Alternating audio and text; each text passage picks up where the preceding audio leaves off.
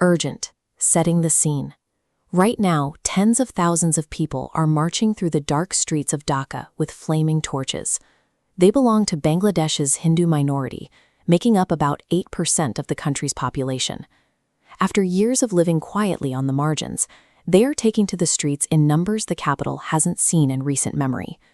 The immediate trigger for this anger sits in the northern district of Gaibanda.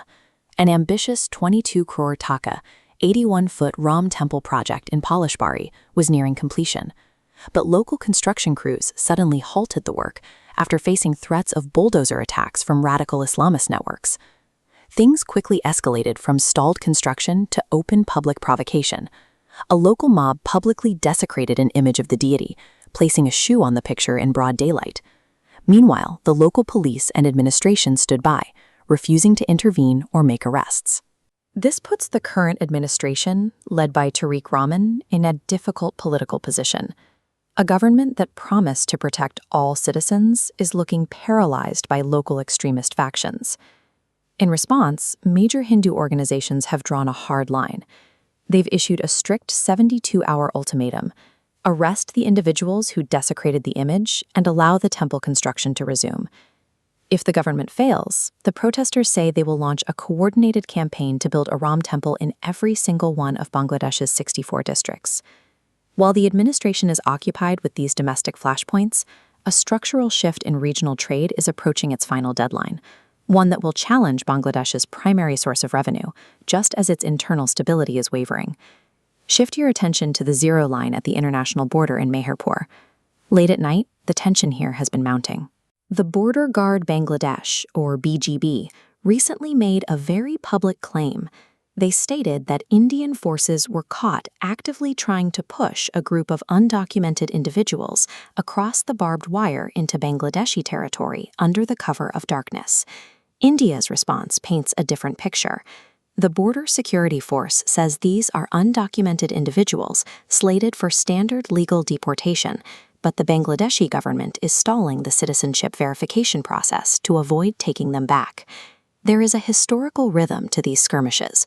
Whenever domestic politics inside Bangladesh become volatile, sudden friction at the border serves as a tool to focus public attention outward. It rallies nationalistic sentiment when the administration is under internal pressure. India is aware of this tactic, and they are refusing to take the bait.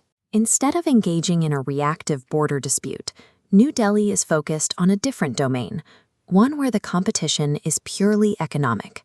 The deadline for this shift is July 15, 2026. After years of negotiation, a massive free trade agreement between India and the United Kingdom will officially go into effect. To understand why this matters, you have to look at how Bangladesh survives. Their global financial system rests heavily on one single pillar: the textile and garment export industry. Right now, Bangladesh dominates the UK clothing market. They've held this position by combining low labor costs with specific international tariff exemptions that their neighbors, including India, haven't had access to. This chart illustrates the coming shift. On the left, Bangladesh's tariff advantages remain static, but on the right, once the new free trade agreement kicks in, the tariffs on Indian exports sharply drop, becoming much more competitive. Analysis suggests that over $298 million of Bangladesh's current export volume is projected to shift toward Indian suppliers as the new tariff rates go live.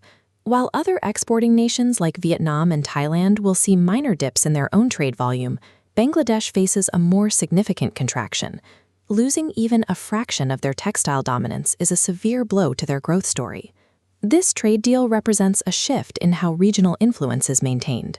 By securing lower tariffs, India is positioning its garment industry to undercut the prices that have traditionally kept Bangladesh in the lead. This is where the domestic protests and the trade deal collide. When major construction projects can be halted indefinitely by threats of violence, it sends a warning signal to global investors about the country's internal security. Compare that to the pitch India made to markets like the UK. They are offering political stability and secure supply chains, the exact qualities that make a trade partner reliable over the long term. The foreign investment Bangladesh needs to modernize its industries and compete with India's new tariff advantage is looking at the civil unrest in Dhaka and Palishbari and questioning the risk. By focusing on long-term trade agreements and infrastructure, India is securing a larger share of the global market, while Bangladesh struggles with internal instability and a lack of economic diversification. With religious instability in the streets and their primary economic engine facing a massive challenge abroad, the Tariq Rahman administration is running out of time to prove it can maintain order and protect its most vital industry.